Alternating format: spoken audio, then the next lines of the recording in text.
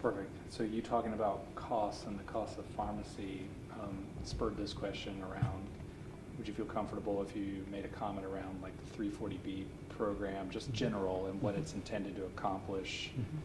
Maybe its complexity, just, I mean, again, I know we can get Fern here or whatever, but you know, just from an administrator perspective, what's 340B intended to accomplish? Right.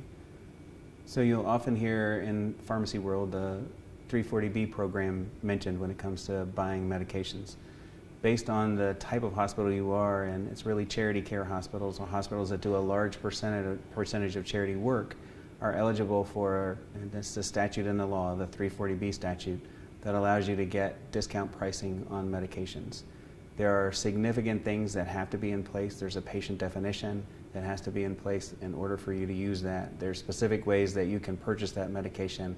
And there are standards related to whether you can be a part of a group purchasing organization and certain discounts that you may not be eligible for if you take advantage of 340B.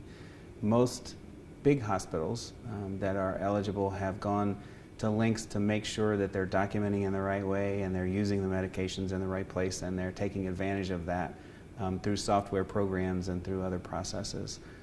Where you will really see 340B to be useful is outpatient clinics related to a hospital. So for example, a large teaching hospital may have indigent care clinics that will buy all of their medications through 340B. You can see upwards of 30, 40, 50% less cost for those medications in the 340B program than would be for your general pricing. And the 340B program just allows that price to be offered to you without affecting the government price that a pharmaceutical company would give to Medicare, Medicaid, and other providers. So it's an opening to give discount.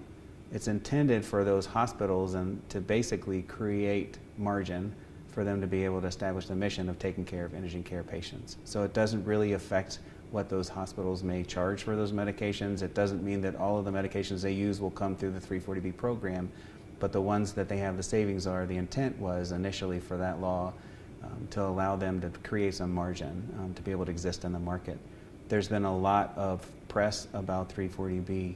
There's been a lot of concern from pharmaceutical manufacturers, you might imagine, about 340B and the appropriate use of it.